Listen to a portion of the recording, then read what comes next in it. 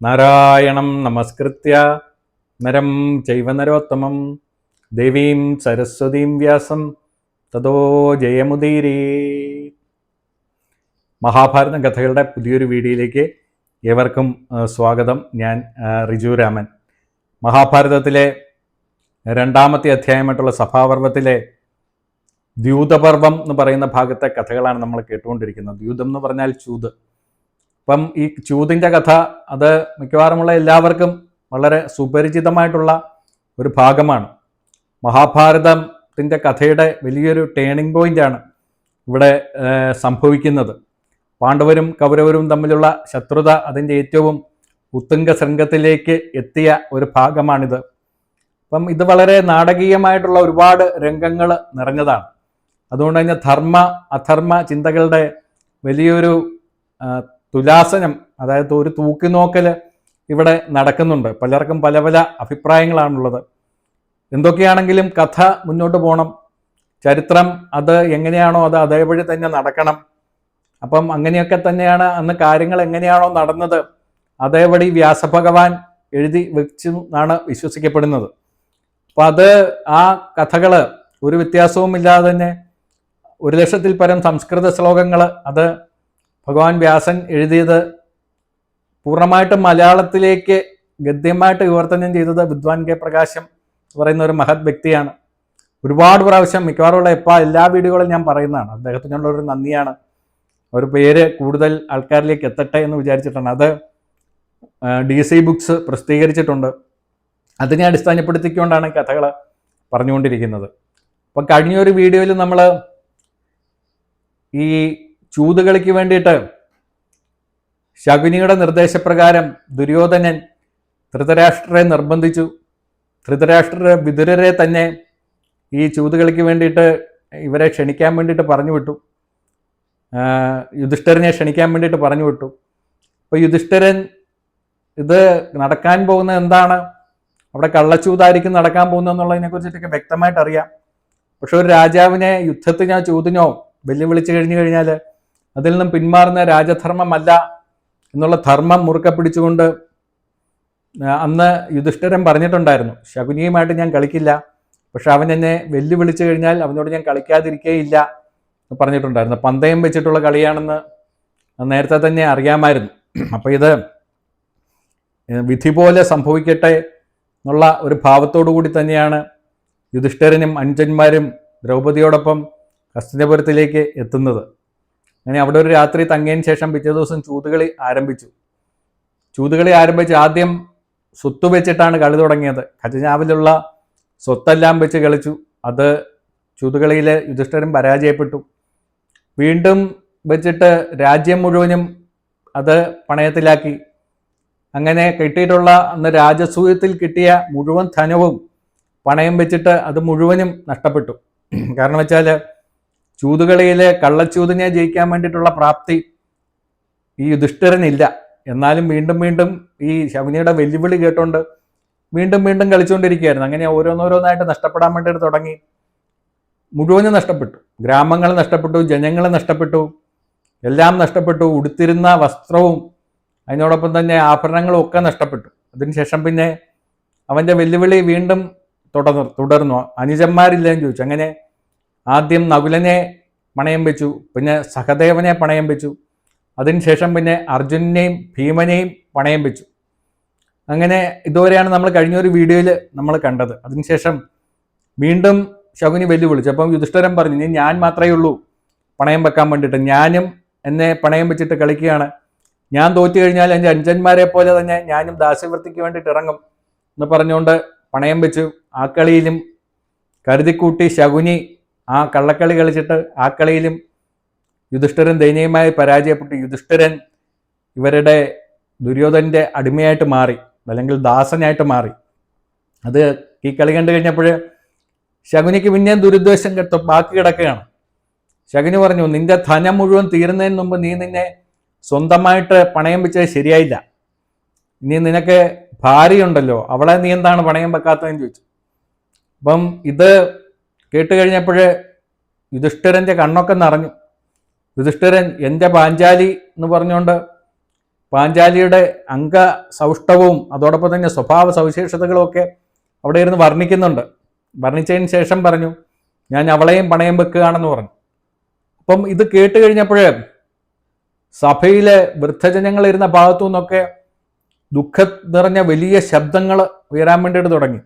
ആ സഭ മുഴുവനും ദുഃഖം കൊണ്ട് അതിഭയങ്കരമായിട്ട് അസ്വസ്ഥമായി. അവിടെ ഇരിക്കുന്ന വിതുരരും ധൃതരാഷ്ട്രരും ദ്രോണരുമൊക്കെ ആ സംഭ്രമം കാരണം വിയർത്ത് കുളിക്കാൻ വേണ്ടി തുടങ്ങി. വലിയൊരു അപകടം വരാൻ പോവുകയാണെന്നുള്ളത് അവർക്കെല്ലാവർക്കും ഉറപ്പായി. ആ സമയത്ത് കർണനും ദുര്യോധനനും ദുശാസനും അതിഭയങ്കരമായിട്ട് സന്തോഷിച്ചു. അങ്ങനെ പണയം വെച്ചിട്ട് കളി നടന്നു കരുതിക്കൂട്ടി കളിച്ച ശകുനി പരാജയപ്പെട്ട് കഴിഞ്ഞപ്പോൾ അങ്ങനെ പാഞ്ചാലിയും ദുര്യോധനന്റെ അടിമയായിട്ട് മാറി. അപ്പം ദുര്യോധനന് അഹങ്കാരം കൊണ്ട് ഉന്മത്തനായിട്ട് വിതുരരെ വിളിച്ചിട്ടാണ് പറഞ്ഞു, എടോ ദാസിപുത്ര, താൻ പോയി പാഞ്ചാലിയെ വിളിച്ചുകൊണ്ട് വരൂ. അവൾ ഇനിയും കൗരവരുടെ ദാസിയാകട്ടെ, ഞങ്ങളുടെ കാര്യങ്ങളൊക്കെ അവൾ ചെയ്യട്ടെ, അവൾ ഞങ്ങളുടെ ദാസിയാണെന്ന് പറഞ്ഞു. അപ്പൊ ആ സമയത്ത് വിതുരർക്ക് കോപം സഹിച്ചില്ല. വിതുരർ പറഞ്ഞു, നീ കാലന്റെ കയറെടുത്ത് കഴുത്തിലിട്ട് കഴിഞ്ഞിരിക്കുകയാണ്.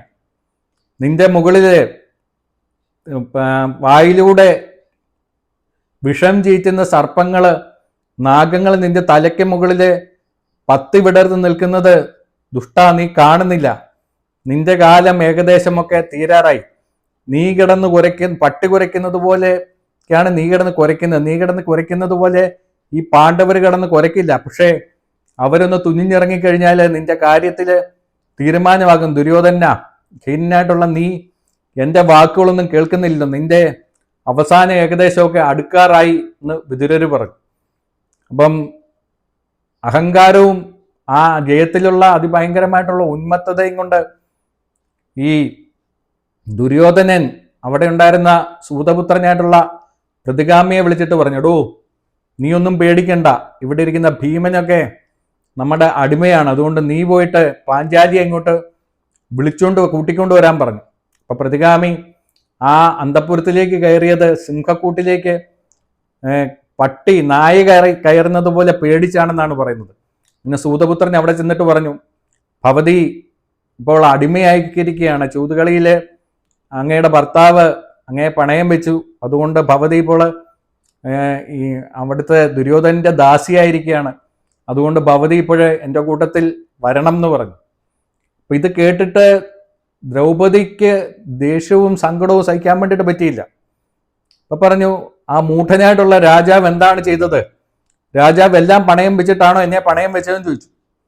അപ്പൊ പറഞ്ഞു, ഈ പ്രതിഗാമി പറഞ്ഞു, അങ്ങയുടെ രാജാവിൻ്റെ കൊട്ടാരവും അതോടൊപ്പം തന്നെ എല്ലാ സ്വത്തുക്കളും അഞ്ചന്മാരെയും എല്ലാം പണയം വെച്ച് കഴിഞ്ഞു, സ്വന്തമായിട്ടും പണയം വെച്ചു, അതിനുശേഷമാണ് ഭവതിയെ പണയം വെച്ചതെന്ന് പറഞ്ഞു. അപ്പൊ ദ്രൗപദി പറഞ്ഞു, നീ ഒരു കാര്യം ചെയ്യണം, തിരിച്ചു ചെന്നിട്ട് രാജാവിനോട് ചോദിക്കൂ, രാജാവിനെ സ്വയം പണയം വെച്ചതിന് ശേഷമാണോ എന്നെ പണയം വെച്ചത്, അതോ എന്നെ പണയം വെച്ചതിന് ശേഷമാണോ സ്വയം പണയം വെച്ചത്? അത് അറിഞ്ഞതിന് ശേഷം ഞാൻ വരാമെന്ന് പറഞ്ഞു. അങ്ങനെ ഈ സൂതപുത്രൻ തിരിച്ചു വന്നിട്ട് സഭയിൽ വന്നിട്ട് ഇക്കാര്യം ഉണർത്തിച്ചു കഴിഞ്ഞപ്പോൾ ദുര്യോധനൻ പറഞ്ഞു, ഒരു കാര്യം ചെയ്യൂ, നീ അവളോട് പറഞ്ഞിട്ട് ഈ സഭയിൽ വന്നിട്ട് നേരിട്ട് യുധിഷ്ഠിരനോട് ഈ കാര്യം ചോദിക്കാൻ വേണ്ടിയിട്ട് പറയും, സഭയിലുള്ള എല്ലാവരും കേൾക്കട്ടെ, അവരുടെയുള്ള വർത്തമാനം കേൾക്കട്ടെ, അവളോട് വരാൻ പറയാൻ പറഞ്ഞു. അങ്ങനെ പ്രാതിഗാമി വീണ്ടും ചെന്നിട്ട് പറഞ്ഞു, ഇങ്ങനെ ഈ സമയത്തപ്പോൾ യുധിഷ്ഠിരൻ ഒന്നും മിണ്ടിയില്ല. യുധിഷ്ഠിരൻ ആ ചോദ്യം കേട്ടിട്ട് ഒന്നും മിണ്ടാതെ തലയും കുനിച്ചിരിക്കുകയാണ് ചെയ്തത്. അപ്പം ഈ പ്രാതിഗാമി വീണ്ടും ചെന്നിട്ട് പറഞ്ഞു, ഇങ്ങനെ സഭയിലേക്ക് വന്നിട്ട് അങ്ങ് ഭവതി നേരിട്ട് രാജാവിനോട് ചോദിക്കണം എന്നാണ് പറയുന്നത്, ഭവതി വരണം എന്ന് പറഞ്ഞു. അപ്പൊ പറഞ്ഞു, അവിടെ ഇഷ്ടം പോലെ കൗരമുഖ്യന്മാരുണ്ടല്ലോ, അവിടെ ഏറ്റവും ഗുരുതുല്യന്മാരായിട്ടുള്ള ധാരാളം കൗരശ്രേഷ്ഠന്മാരുണ്ട്, അവരോട് ചോദിക്കൂ, ഇത് ധർമ്മമാണോ, ഞാൻ വരേണ്ടതുണ്ടോ എന്ന് ചോദിക്കാൻ പറഞ്ഞു. അങ്ങനെ അവിടെ ചെന്ന് ഈ കാര്യങ്ങൾ വീണ്ടും സഭയിൽ പറഞ്ഞു. അപ്പൊ സഭയിൽ പറഞ്ഞ സമയത്ത് എങ്ങനെയും ദ്രൗപദിയെ ദ്രോഹിക്കണം എന്നുള്ള ഒരു വിചാരമാണ് ദുര്യോധനനുള്ളത്. അത് അറിയാവുന്നത് കൊണ്ട് തന്നെ യുധിഷ്ഠിരൻ തൻ്റെ ഇഷ്ടപ്പെട്ട ഒരു ദൂതനെ വിളിച്ചിട്ട് പറഞ്ഞു, നീ ചെന്നിട്ട് ദ്രൗപദിയോട് പറയണം, അവള് തീണ്ടാരിയായിട്ടിരിക്കുകയാണ്.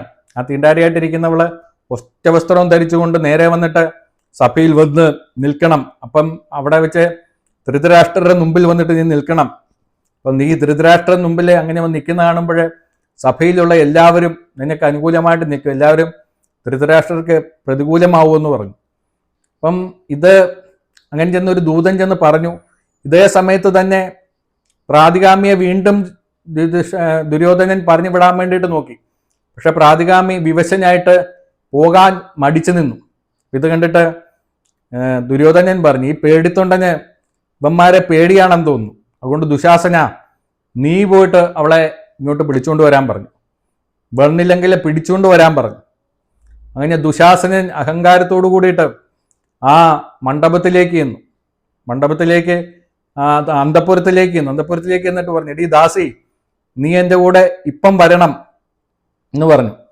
എടി ദാസി നീ വരൂ എന്നും പറഞ്ഞുകൊണ്ട് നിർബന്ധിച്ചു.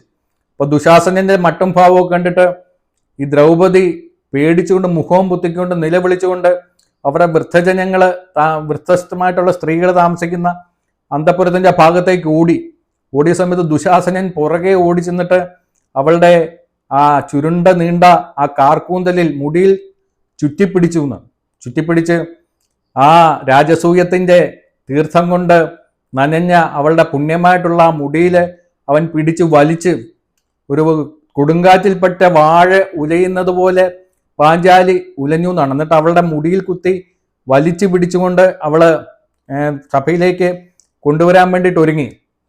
ആ സമയത്ത് കുഞ്ഞു നിൽക്കുന്ന തലയുമായിട്ട് ചെറിയ ശബ്ദത്തില് ഈ ദ്രൗപദി ദുശാസനോട് പറഞ്ഞു, എടോ ദുഷ്ടാ, ഞാനിപ്പോൾ തീണ്ടാരിയാണ്, ഞാനിപ്പോൾ ആർത്തവത്തിലാണ്, ഞാൻ ഒറ്റവസ്ത്രം മാത്രമേ ഉടുത്തിട്ടുള്ളൂ, നീ എന്നെ അപമാനിക്കരുത്, നീ എന്നെ സഭയിലേക്ക് കൊണ്ടുപോകരുതെന്ന് പറഞ്ഞു. അപ്പൊ ദുശാസനൻ പറഞ്ഞു, നീ തീണ്ടാരിയാണെങ്കിൽ എന്ത്, അല്ലെങ്കിൽ എന്ത്, നീ വസ്ത്രം ധരിച്ചാൽ എന്ത്, നിനക്ക് വസ്ത്രമില്ലെങ്കിൽ എന്ത്, നീ ഞങ്ങളുടെ ദാസിയാണ്. ഒരു ദാസി വസ്ത്രം ധരിക്കണോ വേണ്ടമയോ എന്നൊക്കെ തീരുമാനിക്കേണ്ടത് അതിൻ്റെ ഉടമസ്ഥരായിട്ടുള്ള ഞങ്ങളാണ് എന്ന് പറഞ്ഞുകൊണ്ട് ഇവളുടെ മുടിയിൽ വലിച്ചിഴച്ചുകൊണ്ട് സഭയിലേക്ക് കൊണ്ടുവരാൻ വേണ്ടിയിട്ട് തുടങ്ങി. അപ്പം സഭയിലേക്ക് കൊണ്ടുവരുന്ന സമയത്ത് അവിടെ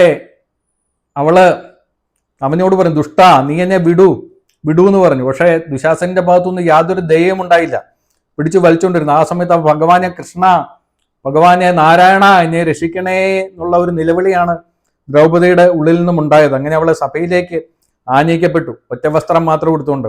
അപ്പൊ ഇവന്റെ പിടിച്ചുവലിയിൽ വസ്ത്രമൊക്കെ അഴിയാൻ വേണ്ടിയിട്ട് തുടങ്ങി. ആ സമയത്ത് ഒറ്റക്കൈ കൊണ്ട് വസ്ത്രവും കൂടി പിടിച്ചുകൊണ്ട് അവള് സഭയിലേക്ക് വന്ന സമയത്ത് അവിടെ ഈ എല്ലാവരും തലയും കുനിച്ചിരിക്കുകയാണ്, എല്ലാവരും കണ്ണുനീർ വാർക്കാൻ വേണ്ടിയിട്ട് തുടങ്ങി. അവിടെ സന്തോഷിച്ച 4 ആൾക്കാരാണ് പ്രധാനമായിട്ടും ഉണ്ടായിരുന്നത്. കർണൻ ഇവളെ പിടിച്ചുകൊണ്ട് വരുന്ന കണ്ടിട്ട് ഭേഷ് എന്നും പറഞ്ഞുകൊണ്ട് കിടന്നുകൊണ്ട് സന്തോഷപ്രകടനം നടത്തി. ശകുനിയും ഭയങ്കരമായിട്ടുള്ള ആ ഒരു സന്തോഷപ്രകടനം നടത്തി. ദുര്യോധനൻ അതീവ സന്തുഷ്ടനായിരുന്നു. അങ്ങനെ അവളെ വലിച്ചഴിച്ചുകൊണ്ട് പോകുന്നു. ആ സമയത്ത് അവള് അവിടെ ഇരിക്കുന്ന കുരുശ്രേഷ്ഠന്മാരോട് ചോദിച്ചു, നിങ്ങളാരും ഈ അധർമ്മം കാണുന്നില്ലേ? എന്താണ് നിങ്ങളൊന്നും മിണ്ടാത്തത്? ഇവിടെ ഇരിക്കുന്ന ഭീഷ്മരുടെയും ദ്രോണരുടെയും വിതുരയുടെയൊക്കെ പൗരുഷം നശിച്ചോ? ഇത്രയും വലിയ ധർമ്മികൾ ഇരിക്കുന്ന ഇവിടെ എനിക്ക് വേണ്ടിയിട്ട് ധർമ്മം പറയാൻ വേണ്ടിയിട്ട് ഇവിടെ ആരുമില്ലേ എന്ന് പറഞ്ഞുകൊണ്ട് അവൾ നിലവിളിച്ചു. ആ സമയത്ത് ഭയങ്കരമായിട്ടുള്ള കോപത്തിൽ നിൽക്കുകയായിരുന്നു പാണ്ഡവർ. അവൾ ദയനീയമായിട്ട് തൻ്റെ ഭർത്താക്കന്മാരുടെ നേരെ ഒന്ന് നോക്കി. ഇവളുടെ നോട്ടം കണ്ടു കഴിഞ്ഞപ്പോഴേ പാണ്ഡവരുടെയൊക്കെ ഉള്ളിലെ ആ ദേഷ്യം ഭയങ്കര അഗ്നി പോലെ കത്താൻ വേണ്ടിയിട്ട് തുടങ്ങിയെന്നാണ്. പക്ഷെ അവരെല്ലാവരും തലയും കുഞ്ചു നിന്നുള്ളൂ, ഒന്നും പ്രവർത്തിക്കാൻ വേണ്ടിയിട്ട് തയ്യാറായിട്ടുണ്ടായിരുന്നില്ല. ആ സമയത്ത് അവൾ പറഞ്ഞു, എൻ്റെ ഭർത്താവ് ധർമ്മിഷ്ഠനാണ്, ധർമ്മം വിട്ടുള്ള ഒരു കാര്യവും ധർമ്മപുത്രർ ചെയ്യില്ല എന്നുള്ള കാര്യത്തിൽ എനിക്ക് ഉറപ്പുണ്ട്. ഞാൻ ധർമ്മപുത്രരെ ഒരിക്കലും കുറ്റം പറയില്ല. പക്ഷെ കുരുശ്രേഷ്ഠരെ നിങ്ങൾ എനിക്ക് മറുപടി പറഞ്ഞേ പറ്റൂ എന്ന് പറഞ്ഞു. അങ്ങനെ വൈശമ്പായനൻ കഥ തുടരുകയാണ്. അപ്പം ദുര്യോധനൻ പറഞ്ഞു, എടി ദാസി എന്നും പറഞ്ഞുകൊണ്ട് ഭയങ്കരമായിട്ട് വിളിച്ച് പൊട്ടിച്ചിരിച്ചുകൊണ്ടിരിക്കുകയാണ്. ഇത് കണ്ടുകൊണ്ട് കർണനും ഇവിടെ ഈ അപമാനം കണ്ടോണ്ട്, ഒറ്റവസ്ത്രമാണ് കൊടുത്തിരിക്കുന്നത്, അത് ഏത് നിമിഷം വേണമെങ്കിൽ അഴിഞ്ഞു വീഴാം, അതിൽ ഒരു കൈകൊണ്ട് വിളിച്ചിട്ട് അവൾ കിടന്നുകൊണ്ട് നിലവിളിച്ചുകൊണ്ടിരിക്കുകയാണ് ദ്രൗപദി. അപ്പം ഇത് കണ്ടിട്ട് ആകപ്പാട് ആദ്യം സംസാരിച്ചത് ഭീഷ്മരാണ്. ഭീഷ്മർ പറഞ്ഞു, ഭവതി ഈ ഒരു കാര്യത്തില് ധർമ്മത്തിൻ്റെ ഗതി അതിസൂക്ഷ്മമാണ്. അതിനെ ശരിയായിട്ടുള്ള ഒരു വിധി കൽപ്പിക്കാൻ വേണ്ടിയിട്ട് എനിക്ക് സാധിക്കുന്നില്ല. ഇവിടെ യുധിഷ്ഠിരൻ ആദ്യം പണയവസ്തു ആയതിനു ശേഷമാണ് നിന്നെ പണയം വെച്ചത്. അതുകൊണ്ട് ശരിക്കും നീ ഇവരുടെ അധീനതയിലല്ല.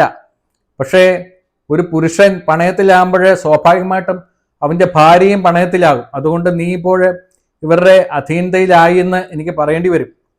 പിന്നെ ഇവിടെ കള്ളച്ചൂതാണ് കളിച്ചത്. ആ കള്ളച്ചൂത ഒരിക്കലും ധർമ്മമല്ല. ആ കള്ളച്ചൂത് കൊണ്ടുള്ള ജയമാണെന്ന് പറയാനും പറ്റില്ല.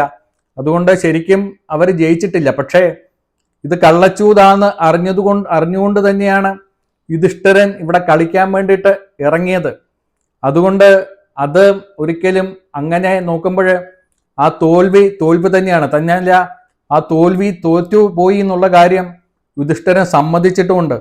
അതുകൊണ്ട് എനിക്ക് നിന്റെ കാര്യത്തിൽ പൂർണ്ണമായിട്ടുള്ള ഒരു തീരുമാനം എടുക്കാൻ വേണ്ടിയിട്ട് സാധിക്കുന്നില്ല ഭവതി എന്ന് ഭീഷ്മർ പറഞ്ഞു. അപ്പം നമുക്കൊക്കെ ഭയങ്കര അത്ഭുതമുണ്ടാക്കുന്ന രീതിയിലുള്ള ഒരു പ്രതികരണമാണ് ആ സമയത്ത് ഭീഷ്മരുടെ ഭാഗത്തു നിന്നുണ്ടായത്. ഇനിയും ബാക്കി എന്താന്ന് സംഭവിച്ചെന്നുള്ളത് പുതിയൊരു വീഡിയോയിൽ കാണാം. എല്ലാവർക്കും നമസ്കാരം. കൂടുതൽ ആൾക്കാരിലേക്ക് നിങ്ങളിത് എത്തിക്കും. നിങ്ങളുടെ എല്ലാവരുടെയും വിലപ്പെട്ട പ്രതികരണങ്ങൾ ഞാൻ പ്രതീക്ഷിക്കുന്നുണ്ട്, അഭിപ്രായങ്ങളും പ്രതീക്ഷിക്കുന്നുണ്ട്. അപ്പം നമുക്ക് വീണ്ടും കാണാം പുതിയ വീഡിയോയിൽ. നമസ്കാരം.